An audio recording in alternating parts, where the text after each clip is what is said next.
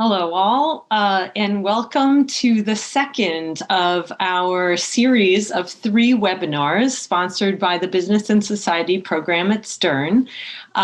Tonight, we have Tensie Whelan and Jeffrey Hollender, and we will be speaking about what business can do to help the Biden sustainability agenda. And so just as a reminder, we will begin with a moderated discussion, and you are welcome to add your questions to the Q&A.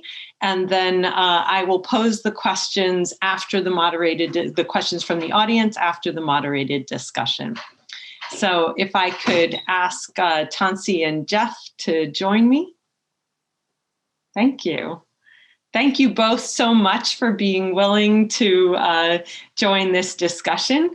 As you both know, and it's wonderful to have 2 Stern professors with obviously such prominent roles in your private lives, and with the Center for Sustainable Business, Tensie Whelan being the director of the Center for Sustainable Business, and Jeff being president and founder of the American Sustainable Business Council. So we really have a lot of expertise in addressing these questions.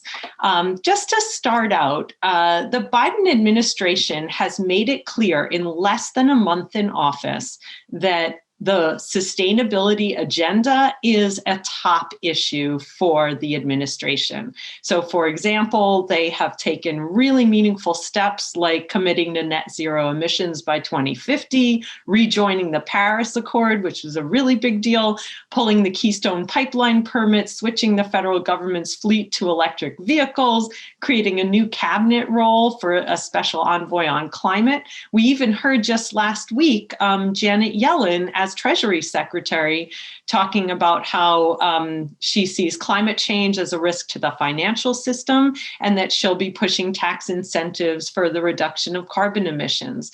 So some of these steps have definitely been controversial and are likely to meet some resistance, especially with a split Senate. Jeff, I'd like to pose the first question for you, because as president of the American Sustainable Business Council, what do you think the president's top priorities should be? What do you think is realistic for him to be able to achieve, or for this administration to achieve? And what do you think it's going to take to get those priorities accomplished? Well, thanks. And it's a pleasure to be with all of you. Thrilled to be able to participate in this dialogue. I think that the priorities he's established and communicated are generally the right ones. And I think that the things that stand out as critical are obviously COVID. That has to be a focus. There's no question about that. Climate, as you were just talking about, has to be a focus. The economy and social inequity is something that we absolutely have to deal with. We can't not make that a priority. And I think if I could choose a fourth one, it would be infrastructure as something that is probably a place where there will be more consensus than in the other 3 areas. And filtered through everything he does, he has to use a lens of racial justice and equity. We can't look at racial justice and equity as a separate issue. It has to be built in to all of the priorities, all of the programs, all of the initiatives that he is going to advocate for. And I think, and we'll talk about this more later on, I think probably the biggest challenge he'll face, in addition to being faced with such a closely divided Senate, is the reality that by nature, he's going to want to work with the Republicans. That's not a bad thing. But at the same time, he can't afford to let it slow him down the way it did in the Obama administration, because I think that there were some real missed opportunities by wanting to reach out and reach across the aisle for too long a period of time, when he had the ability to pursue things without the type of agreement that he was looking for. Go ahead. Just in addition to the points that both of you have raised, I think there's quite a few interesting elements in how the administration is going about this. First, as Jeffrey said, in terms of winding inequity and racial issues throughout everything, they're doing a really good job of that. They're also building jobs throughout every type of initiative. They're building climate. I mean, the head of the the National Economic Council, Brian Deese, came out of BlackRock, but was running ESG stewardship, and part of that he was in the Obama administration. So, it's fascinating to me how, in agriculture, he's asked that they look at climate in terms of regenerative agriculture with a particular focus on Black farmers, not solely, but so you can see how this sort of we're being very smart about looking at the intersectionality of all these different issues in terms of how they're trying to implement them, and also trying to avoid being put into a box of this is sort of a climate change thing over here, as opposed to, hey, we're looking at how do we build back from COVID and from all the other trauma we've gone through. How do we build towards a future where we can tackle some of these really, really major societal issues in front of us in a way that is embedded in society and in the economy. Let me ask kind of the how question in that respect, because in fact, the Biden administration has made the pledge that 40% of the overall benefits of its investments in clean energy and energy efficiency should flow to disadvantaged communities. But I guess I'm wondering what do you think are the best levers to pull in order to accomplish that kind of climate justice, intersectional goal, and I guess what can business do to maybe help deliver on that pledge? Yeah, I think some of those levers need to be things like raising the minimum wage, and what business needs to do is business needs to make the business case for why that's really good for the economy. We've lived for too long, for too many years, with this notion that raising minimum wage is bad for business and bad for the economy. And really, what we face is that companies that are paying substandard wages are being subsidized by the government when their workers can't cover their living needs. And that's not fair to businesses that are paying their workers well. So we definitely have to look at that. I know that that's a priority for Biden. I hope it doesn't fall by the wayside too quickly as he tries to get his package through. But I think we also have to look at other tools. I think we have to look at things like baby bonds as ways to give people funding from day one. I think we have to look at things like a wealth tax that is highly controversial, but I'm sure the people that have assets of 10, 20, $100 billion won't be able to spend all that money, and we can put it to much better use than they can. So I think we need programs, and we need to be expansive in our thinking. This is not a time where we can afford to focus on incremental change. We have to think big. We have to solve problems that are so pressing that they're putting our economy and our society at risk. And that will be a challenge for the Biden administration that will be looking for ways to compromise. So to add to that, I'll talk first about this question of workers, and I want to talk a bit about some of the climate and environmental commitments and impacts they have. But just to build on Jeff's point around a minimum wage and sort of the opposition to that from a business perspective. So it's really only in the last 40 years, when you look at it, that business has sort of said, well, we need to extract as much value as possible from workers. We need to outsource them, offshore them, automate them to deliver more money to shareholders. And as part of that, this focus on keeping the minimum wage, very, very low, has led to really significant negative impacts for shareholders. I mean, if you look at Domino's, one of the lowest, it pays one of the lowest wages, benefits, et cetera, in the retail space, which is saying something because they're all pretty low, 300% turnover. Okay, so they're replacing people every 3 months. As they replace people every 3 months, the training in terms of the pizzas that they produce and customer satisfaction is pretty bad, and they commit to replacing those pizzas free. So if somebody doesn't do a good job, they're paying for that. Plus, we've also seen when you have that kind of turnover, you see theft, you see low productivity, et cetera. So there's a lot of really negative financial impacts of taking a position that you shouldn't be paying people what they actually need to make to have a life, basically. So I agree with Jeffrey that's a really important piece.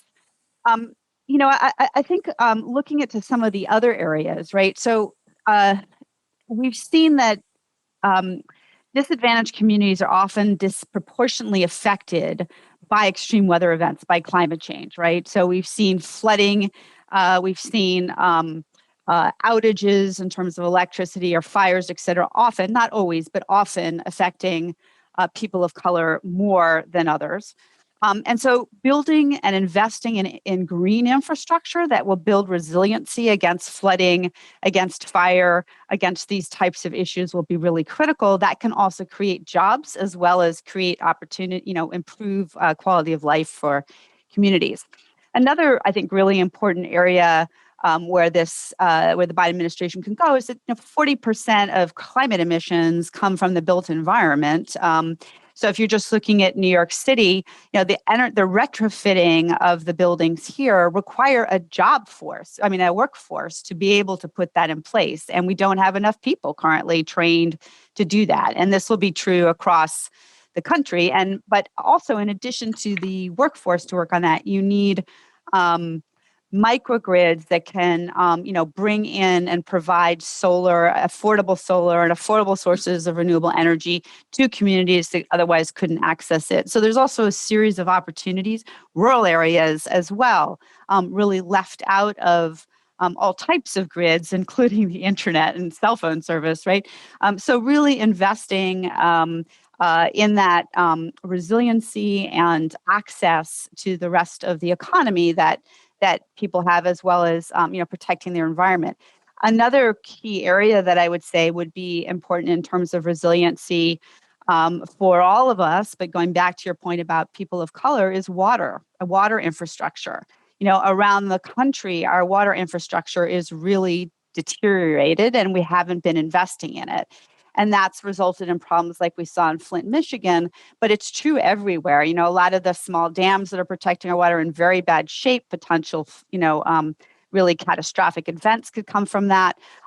You've got a lot of waste of water as well. And then increasingly, we're going to be having to pay for our water as we no longer have access to it. So what kind of impact will that have on disadvantaged communities? So I think there's a series of ways in which the government can quite easily direct both resiliency dollars and job dollars related to climate, related to environmental issues, as well as tackle some of the issues that Jeff raised around minimum wage. So whereas I think that something like a wealth tax is likely to be extremely difficult to get through in our current environment, something that would definitely be viewed would be very difficult to get bipartisan support. It sounds like there has been an increasing, sort of growth in business openness to raising the minimum wage. There's definitely, it varies around the country, but there's a lot more openness to that.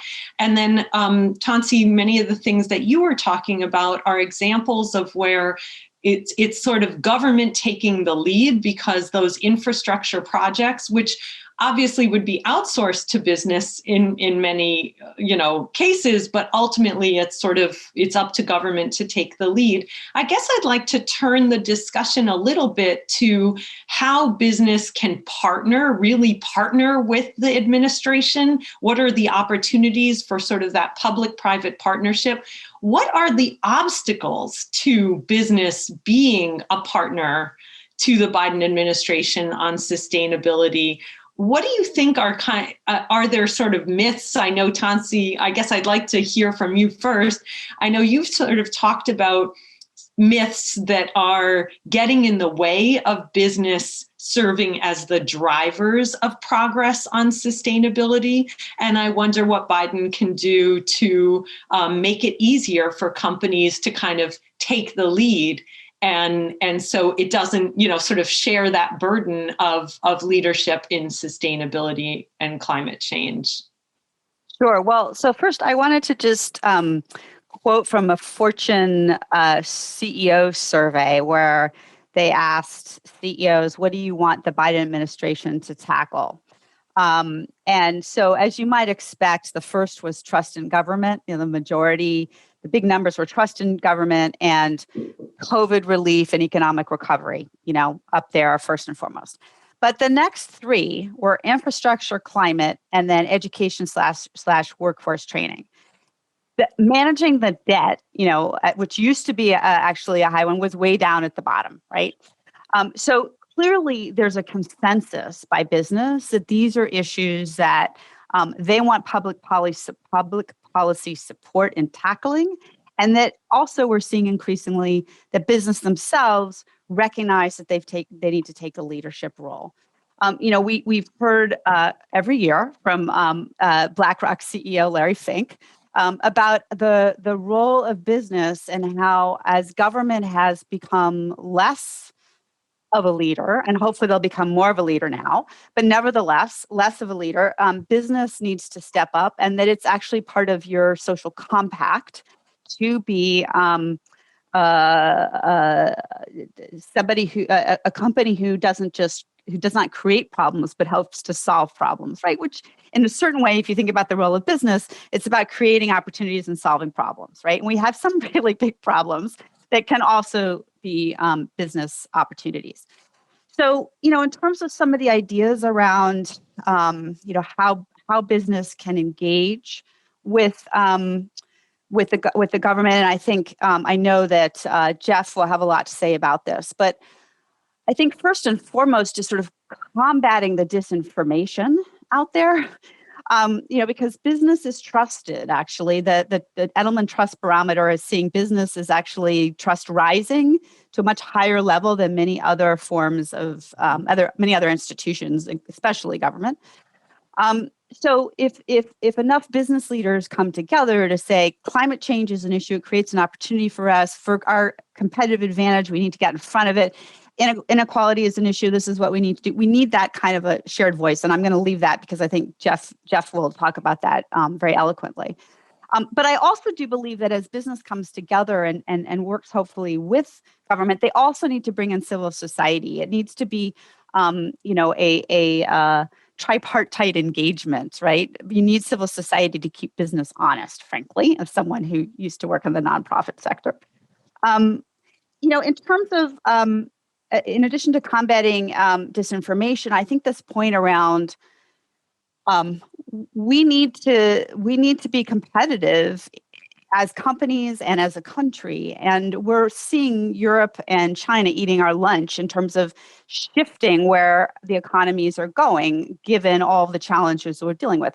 I mean, it's as though the United States of America right now were Kodak, and saying, I don't care if these cameras are going. I know some people are still going to be using these old style cameras, so I can still make film and stop bothering me about everybody else converting to these digital things, right? It's sort of like our government has had that attitude, and some business has supported that attitude. And we need to recognize that let's go back to, let's take the lead on this, working with the government, who can then provide incentives, as you mentioned, figure out what are the incentives that are creating bad behavior, what are the incentives that we could work on to really support research and development, right? Scaling up certain technologies. What are the key areas where we need technologies? How do we have public-private partnerships around really building out those technologies to tackle some of these problems? I think also, there's just like so much in here. So, yeah.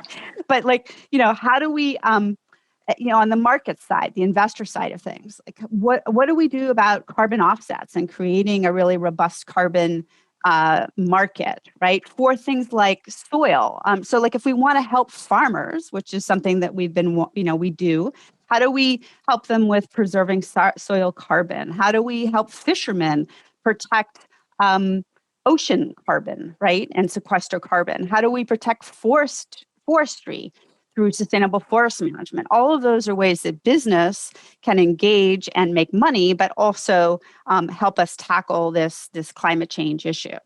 And there's so many other things, but I'll just stop with one other one, which, I think is a really important area to look at. In Europe, you have end-of-life responsibility around products. So automotives, for example, there's an entire ecosystem of businesses that are set up that make money off of the responsibility that the car companies have to reuse, recycle, and properly dispose of all of these vehicles once people are no longer driving them. And for one company we worked with, that reusing 2.5% of the product and recycling 10% of the product resulted in $100 million net for them. That doesn't include the money being made from all of those little businesses that have been set up to tackle this. There's huge opportunity around circularity, around recycling, around renewables, et cetera, to create new businesses and new job opportunities and new sources of income. That's terrific. And you've given a lot of very specific examples that suggest that what the administration would need to do would vary industry by industry in order to kind of break down the obstacles. I wonder, Jeff, if you have any sort of favorite suggestions for what the administration can do to empower business to take greater action. Yeah. Well, I would think about it in a slightly different fashion. I think that there's two fundamental types of companies. One set of companies that are moving towards and committed to taking care of their stakeholders versus companies that are focused on their shareholders. And we can't afford to support companies that are only in business to take care of their shareholders. And the Biden administration has to make it clear that this way of doing business is not sustainable into the future. And we have to move towards metrics and measurements and deliverable goals in the ways in which companies take care of all stakeholders, not just their shareholders.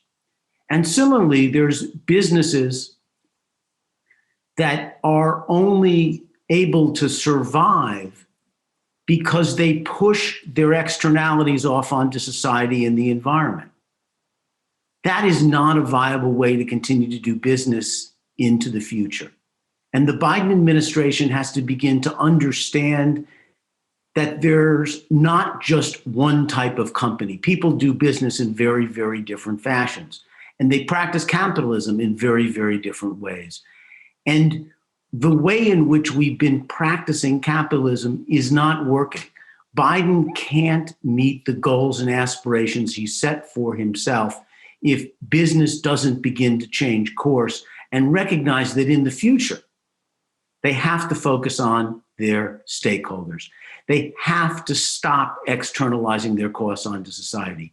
It's a wonderful professor at Harvard, George Serafin, who has calculated for 2,000 companies what those externalized costs are. And just to give you an example, Exxon, for example, externalizes about $100 billion of costs a year onto society and the environment. That's not sustainable. And yet we're paying the bill for that. We have to change the rules of the game. There's all kinds of opportunities that businesses can pursue, but they need to pursue opportunities that make their business one that is not dependent upon externalizing costs or delivering only for their shareholders. So that is a great starting point for my next question, and thinking about how sustainability really has been an engine for a wave of disruptive innovation. And I think you mentioned Exxon. Exxon was the most valuable company in the world only 7 years ago, and now it's worth 1/4 of what Tesla is worth. And so we're really seeing that, like, the companies that are embracing innovation around sustainability are able to really use it to leapfrog ahead, and the ones that are externalizing the cost along the lines of what you're talking about are really struggling. And arguably, the pandemic and COVID has really sped up some of these transitions. I'm wondering who you see, maybe Jeff, we could start with you. Who do you see as the companies that are kind of at the forefront of this, of taking advantage of the opportunity for innovation? And who do you see as the laggards, and what kinds of innovations you see unfolding over the next 4 years in this space? Yeah.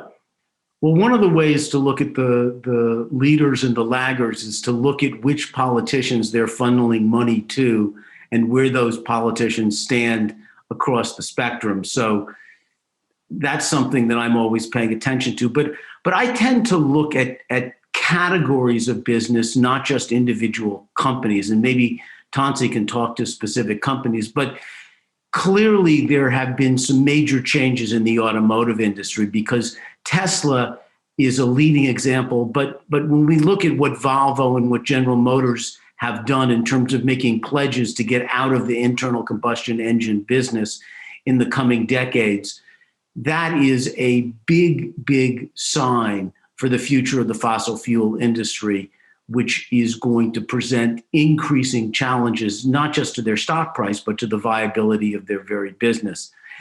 Clearly, to support that transition, we need lots of people in the energy storage business and the energy storage technology. In order to make this transition to electric vehicles, we have to handle electricity very, very differently.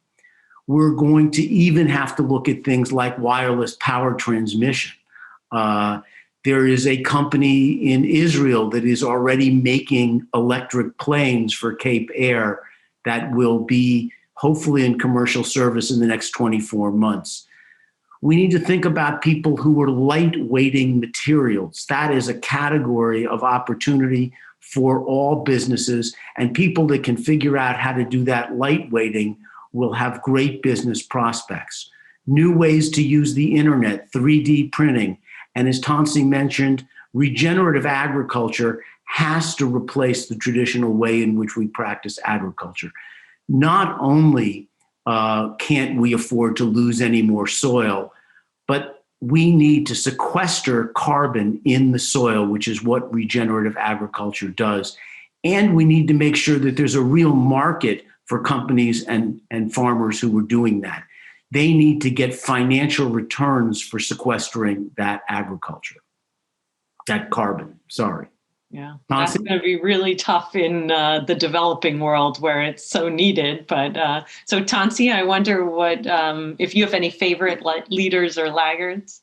Yeah, well, let me start with consumer packaged goods. I think it's an interesting illustration. I can give some other examples as well. And so to give some background to consumer packaged goods, which means food and personal care products, right, that you get in the supermarket. So we've done research with IRI that collects all of our barcode data at retail. So mom and pop to Walmart to Amazon. And what we found is that over the last 5 years, sustainability marketed products provided 55% of the growth in consumer packaged goods. We looked at 35 of 40 categories, or 36, excuse me. We looked at 73,000 SKUs. And 90% of the categories that we looked at, the sustainable products were outgrowing the conventional. Now, if you look at that and you think about it in terms of industry, what we saw, and we first started doing this, we do it every year. We did this prior to COVID the first time. And what we saw then was that dairy for non-conventional had a 10% growth. So that meant things like plant-based or organic or no GMOs. The conventional dairy was at minus 10% growth. Within 6 months, the two largest dairy producers in the United States, Dean Foods and Borden, went out of business. Now, they clearly were not paying attention to where consumers were going on these issues.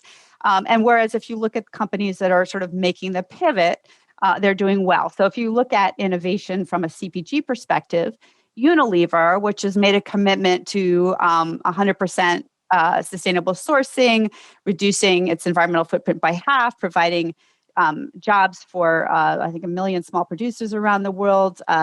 Now it's just announced a commitment to a living wage through its entire supply chain. It's made a commitment to phasing out plastic in its packaging. It bought Seventh Generation, which Jeff founded, so that's its best point, of course, and is really, a huge innovator in the space. And they're what they call their sustainable living brands, the one that are characterized by sustainability and purpose, are the ones that are growing. And not only that, but they're on an acquisition strategy of purchasing smaller brands like they did with Seventh Generation and Ben & Jerry's and others to really build out the portfolio. If you look on the opposite side at a Kraft, which makes Oscar Mayer bologna and things like that, you'll see that they have made absolutely no pivot, no investment in shifting to where consumer tastes are around sustainability, around nutrition, and they are performing incredibly poorly. So just to, people need to recognize that these are really meaningful issues for business. This is no longer a nice to have. This is a must have in terms of driving innovation. I'll give one last sort of example that I think is fascinating in a different sector. I can give lots more if you want. So Domtar, which is a pulp and paper company operating out of the Southeast, but around as well in Canada, they had to pay for the waste that came out of their pulp and paper plants. So they were looking at that where they were sort of thinking from an innovation frame and from a circular economy frame, how do we deal with this problem, right? This is an environmental problem and it's a cost for us. So they came up with the idea of creating, because this is a bio-based product, a bio-based fertilizer that they could provide to the farmers that was better for the environment than the nitrogen-based fertilizers that the farmers were using.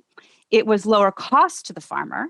And now Domtar had both a source of revenue, small source of revenue, and they no longer had the cost of disposing of the wastewater. It was just applying in a completely different kind of sustainability-driven innovation frame to how they were doing their work. And then the final example I'll give is Nike, who was looking, sustainability is embedded in their innovation function, and innovation is key to Nike's DNA. And they were looking at the fact that sneakers are made by stamping out the uppers of these different pieces, which is really kind of wasteful. And they also wanted to create a higher performance shoe. So what they did was they came up with the idea of Flyknit technology, which is a strand of recycled polymer that they weave into the upper, which is 15% lighter, reduced waste by 80%, has been a category disruptor and a very nice moneymaker for Nike. So we see, I could give you hundreds examples like that, which shows that just really innovation, sustainability-driven innovation is really the future for business. That's really helpful because I think that there was, I've certainly read things that argue that, well, what happens is companies start making money and then kind of they indulge in investments in sustainability to make themselves feel good and burnish their reputation. But you gave really good examples of where it's clear that the direction of causality is in the opposite direction, that basically those investments in sustainability are what generates later returns. And you've given that kind of at the macro industry level and also with some of these specific examples at the country level. So I'm going to pose my last question before we open it up to the group. I'm going to specifically pose it to you, Tensie. What do you think are some of the most important tools, metrics, and practices that kind of move the needle on sustainability? And how can business councils and corporations and governments and maybe even investors, though I know, if you're only pleasing shareholders, you might not get far, but maybe even investors, how can they collaborate to ensure the adoption of those tools, metrics, and practices? And should business education play a role in any of this? So maybe you could I know it's a big question, maybe you could take a shot, and then Jeff, if you have anything you'd want to contribute. Tensie? Yeah, well, so as you said, big question. So place to start, you mentioned Janet Yellen being interested in disclosure related to climate and potentially other issues. So I think, clearly everyone's struggling with the fact that we have a variety of different standards and metrics around how we define ESG. So I think, public policy to support a clearer definition around that is not only the United States, but ties into what Europe is doing and others, would be a very, very helpful contribution. Also, I would just say for business as well that they shouldn't be thinking about ESG disclosure as just disclosures. I need to tick off this box and this box. Instead, they need to be thinking about how do they embed sustainability core to their business strategy, because these are material, environmental, and social and governance issues that have an impact on them that they can impact themselves, and that we want to see public policy support for those for that. So that's a very, sort of developing that materiality analysis, I think is a very important tool and a place to start with your business strategy. Another trend that we're seeing is obviously as more and more companies are being asked by investors for ESG data. So this is sort of an investor pressure and financial data, but not connected. I think we're going to begin to see, and we already are seeing, that companies are going to begin to have to track the financial impact of their ESG investments, which isn't to say that they all have to have a significant ROI, but you do need to be able to know what the results are. And so we at Stern have developed what we call ROSIE, Return on Sustainability Investment methodology, where we've been working with companies from Cargill to McDonald's to, speaking of automotive, General Motors to understand and track financial return on investment. So I think that's another, whether it's ROSIE or some other way, that's a really important tool for business. I think, and Jeffrey, I'm sure we'll talk more about this, the sort of focus on diversity and inclusion, inequity, bringing your employees up to, a fair a living wage, ensuring, like, if you have gig workers, are there portable benefits? How do you actually structure things in a way that create a better economic situation for Americans? Also sort of very important. And we're doing some research around how you can track that and work towards that. And let's see. Finally, I'll end and turn over to Jeff with another area is your board, right? You need a board that's educated around these ESG issues. We did some research looking at the Fortune 100, 1,188 board members. 3 of them had experience in climate.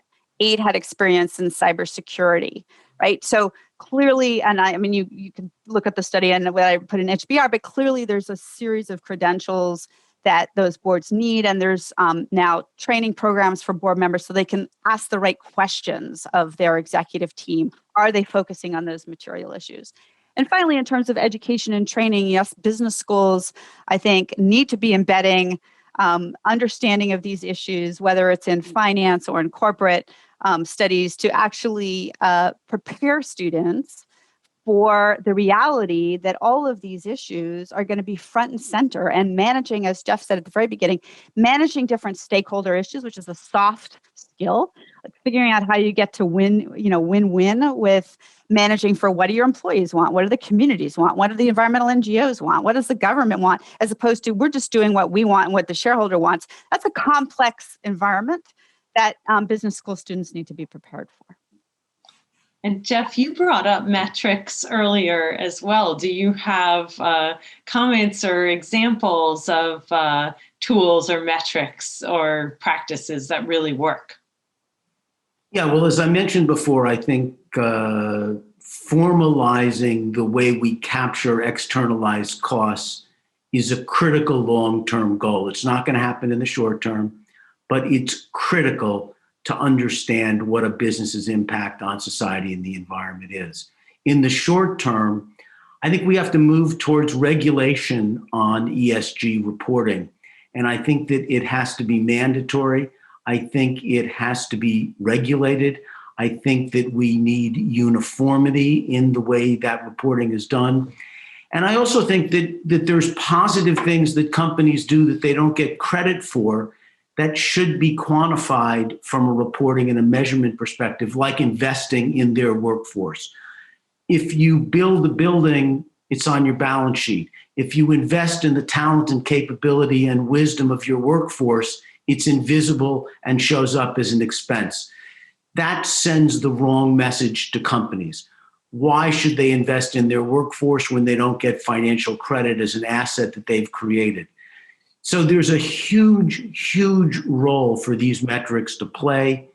They have tremendous impact on the way business will behave. And it's critical that in the next couple of years, we start to get this right. We make a huge leap forward so that shareholders, stakeholders, investors, and employees really know how a business is impacting society and the planet. So I'm turning it to the questions from the audience, and please feel free to add on to the Q&A. I see that the initial questions are definitely addressing some of the most controversial topics. So questions about things like, the Green New Deal was definitely something that Biden distanced himself from, or his platform from, in the election. Do you see the possibility that the Green New Deal kind of ends up influencing, or maybe elements of it influencing the administration's agenda going forward? It is influencing the administration, whether or not they recognize it publicly. The American Sustainable Business Council was the first business organization, along with its 200,000 members, to endorse the Green New Deal. We think it's good business sense. We think it is the right direction to move in from a long-term perspective. And we don't really care whether Biden and Harris use those words or not. What we have to make sure is that the environmental and economic commitments that underlie that deal are integrated into the policies that he puts forward. So, and again, I think the challenge is that business needs to give Biden some cover in terms of the economic sense that these policies make. As Tensie was talking about, the companies that are pursuing these policies are doing better in the marketplace. Let's not be timid about saying this is what it takes to win in the marketplace. These policies are good for business. It will make America a more competitive country. We will do better, create better jobs, and have a better future by embracing the policies of the Green New Deal. Do you think we're going to see a carbon tax? I think we will. I think that there is enough Republican support, and we have to cultivate that Republican support. We have to reach out to those Republican senators. We have to make sure they understand the business case. We have to make sure that there are businesses in their districts that will support them for taking a positive stand against not putting a price on carbon. When we talk about externalizing costs, when we talk about full cost accounting, the number one place to start is putting a price on carbon. It's critical that we do that in the next 2 years. I believe that we will get it done, but it will take business putting pressure on the government to support that initiative. Here's a question that I wonder, Tensie, it seems like it was designed for you. So ROSIE was developed to help businesses figure out their return on sustainability investment. The question is, can it be useful for policymakers to be thinking about, should such a tool, or are there other tools that should be used by policymakers to be thinking about where they can have more leverage from a policy standpoint? Well, I think a combination of the ROSIE return on sustainability investment methodology we put together, which is really around internalities. So for government, which has a lot of costs and also a lot of procurement ability, for them to understand and reduce their own costs, as well as put in place innovations around sustainability and be able to defend that at a local level as well as a federal level, I think would be really important. We also are, I want to support what Jeff said about George Serafman's work at Harvard, which is on impact weighted accounts, which is looking more at externalities and how do you assess the cost of those externalities. So I think combining those two things, and actually we're working with them to write up this model about how you combine the two things, would be something that would help policymakers, because for the ROSIE side of things, they can then put in place subsidies or incentives that will help companies make those initial upfront investments, knowing that they're going to get their money back, right? As well as begin to understand those costs of the externalities that they're creating and begin to reduce those with those types of internal investments, which also bring better performance for them as companies. Here's a question that's specifically focused on, both of you commented a lot about issues of inequality and kind of addressing, what it does seem like we are using machine learning and robotics in many ways to replace human workers, and it seems like it's only exacerbating inequalities.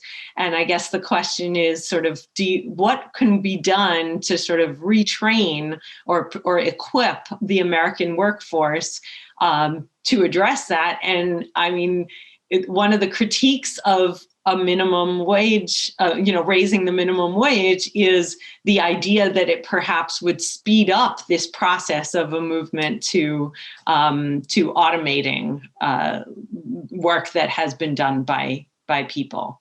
Yeah. Well, I mean, I think, let's look at the energy industry and let's look at creating good energy jobs.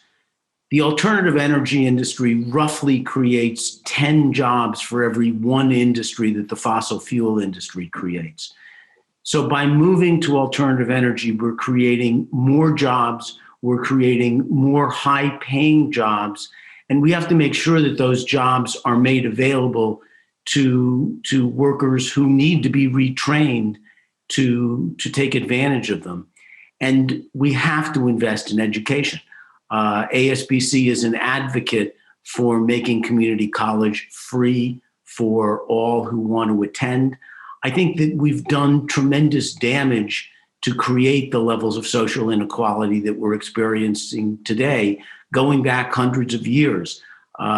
We as businesses take a very radical perspective on reparations for African Americans as well as Native Americans to try to right some of those wrongs. Those are controversial things. Those are tough things to talk about. They're tough things to acknowledge the history that makes them necessary. But we have to deal with the fact that when you look at the savings rates of African Americans, and the average family has less than $1,000 in the bank, one car accident away from bankruptcy, or one bad health situation away from bankruptcy, we've created a very precarious situation economically for too many people. And those fundamentals have to be addressed together with building jobs and building workforce opportunities. Yeah, I mean, maybe this is a question, but partially a comment is, do we need to, is there something about creating innovative cultures in organizations that could perhaps allow organizations to embrace these opportunities to sort of for disruptive innovation that generates sustainability, but maybe also equipping workers to make this transition and minimizing the inequalities. So I don't know if that's a question or a comment, but sort of like, is it important to have, do you see the sort of culture of innovation being critical to organizations making this transition? Absolutely. That cultural development is critical to take advantage of these opportunities that Tensie was talking about.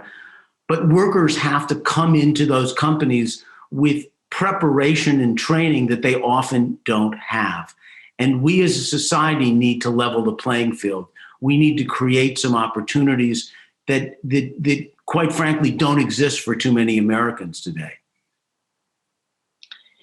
There are several questions in here that are about greenwashing. And I do think that that is a big issue because as sustainability is so clearly a watchword and a concern for the administration, and honestly, consumers, Wall Street, there's a lot of positive reaction to it. There's a tendency to see it as maybe a bandwagon that lots of people are going to jump on, but only from a superficial perspective. And is there a role, should government be doing things to differentiate the folks who are doing substantive, making a difference substantively from those who are just doing it as window dressing? Is there anything, how much of a problem is greenwashing? Could it actually be helpful? Or is it definitely always harmful? Any comments on the sort of greenwashing and how, we probably will see more of it given the tenor of the public discussion right now? Yeah, I mean, we've got greenwashing, we've got what people call woke washing, we've got all kinds of washing that we see out there, and so it is very much a Wild West, I think, whether it's in the investment space. So as we see more and more flows into ESG, environmental social governance funds or impact investing, I think there's claims that aren't well grounded, and there are some sort of voluntary ways of assessing them, but there isn't sufficient regulation over those claims. And I do think that is something that will shift. If you look at consumers and claims around goods that they're purchasing, there's some government oversight, but very little. I mean, like the word natural that you see on packages doesn't mean anything. There's no definition behind it, and there's no regulation of it, right? So I do think that this is an area where companies can take advantage of very loose kind of definitions. On the other hand, two things. First of all, I think it's really important that, when companies make big commitments, as long as there's targets and accountability and public reporting on them, I'm fine if they're making big aspirational commitments. Some people think that's, they haven't done it yet, it's greenwashing. I'm fine if they're doing that as long as we can then hold them accountable and make sure they're doing it. So I think that's a positive. I think that, we need to, I lost my train of thought because there was another place I was going on this. I completely lost it. Okay, you go ahead. Thanks. I'll come back. I think I agree with you that greenwashing is a huge problem, and the attorney generals have issued some green marketing guidelines, but there's literally no enforcement of them, which is a real problem. And the other thing that you mentioned, which is really important, is companies committing to things that they don't yet know how to accomplish is a good thing as long as they're transparent about whether or not they reach those goals. And Unilever, which you mentioned earlier, is a perfect example. When Paul Pullman set his goals, people said, "You're never going to meet them." And he said, "You know what? I don't know how to meet them, but I got to meet him because it's what the world needs from us as a business. And he has been willing, and now his successor, to report on not meeting the goals he set. And that's the kind of business behavior we need. Bold commitments and transparency around how companies are doing to meet those, even if they're falling short. And just to build on that too, because I have companies asking me about this all the time. If I make this big, hairy, audacious goal and then I don't meet it, I'm going to be attacked. And again, if I haven't seen that, as long as you're being transparent about it, explaining why you haven't met it, explaining what your plan is to deal with it, right? So I think that that's really important what Jeff said. The other piece that I was going to say is that oftentimes you'll see companies make what I would call CSR commitments, corporate social responsibility commitments, which are around philanthropy. So with Black Lives Matter, we saw a lot of companies saying, I'm going to put X dollars into Black Lives Matter type groups. And that's very useful and very important. But when you look at what they're actually doing, they had no disclosure over their own diversity metrics, right? Nothing around, they could say, yes, we have a policy to ensure that we're going to be more diverse and inclusive, but no way for anybody to tell if indeed they were being diverse and inclusive. And so that's, to me, a prime example of where you really need to define and start, and this is something BlackRock has asked for, publishing your EEOC, diversity numbers, putting in place a plan like Citi Group did around the inequity that they had between male and female pay over a couple of years to fix it, right, and show how they're doing on that. That's the type of thing that we need. So a legitimate critique, I realize, as I'm reading through the questions, is that a lot of our focus has been on large businesses. And so what about smaller businesses? Is there anything that can be done, to address the challenges for smaller businesses that are very often struggling to be able to afford some of these changes? Are there things that can be done to encourage large businesses to partner with small businesses on these efforts, innovative efforts? Are there things that government can do to reward or incentivize small businesses? Any suggestions that maybe would be specific to small businesses and those that would be struggling, it would be less affordable to be able to think this long term? I think one thing that is foundational is better access to capital, particularly for women-led businesses and people of color. When you look at the statistics of who gets money, it's people that look like me. It's white men. And that is a huge, huge limitation on the potential for small business to grow, to create jobs, to have a positive influence from a sustainability perspective.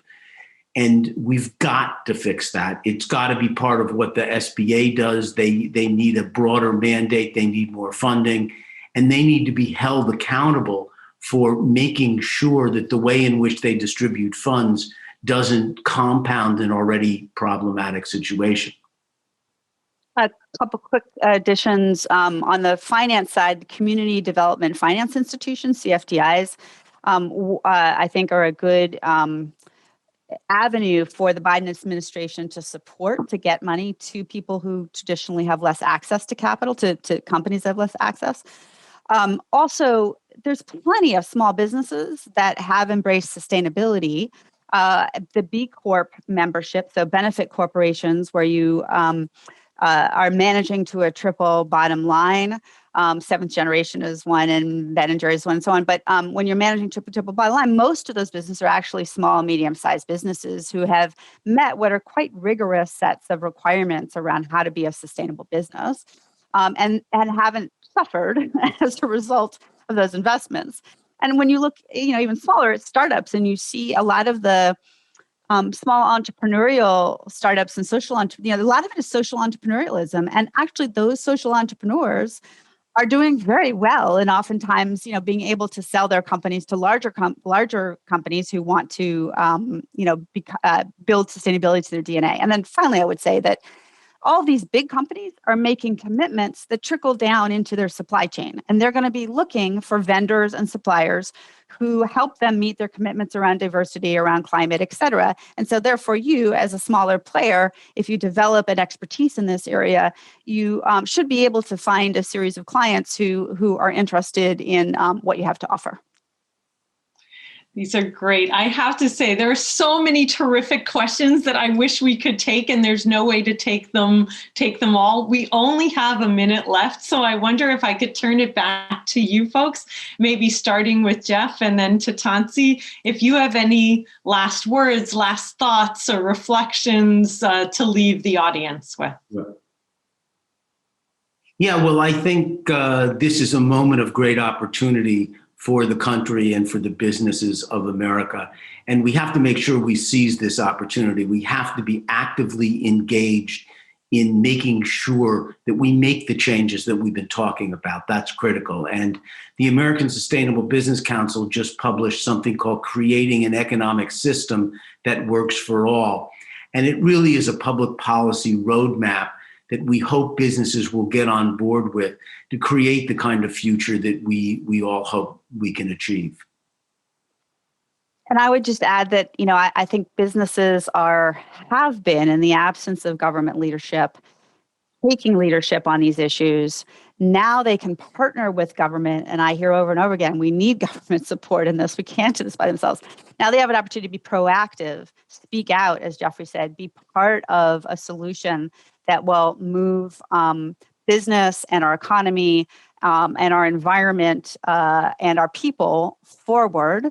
And I think as well create, great opportunities for innovation, for providing value to society, and also for, companies need to find the best talent, right? So I'll bring it back to business school students.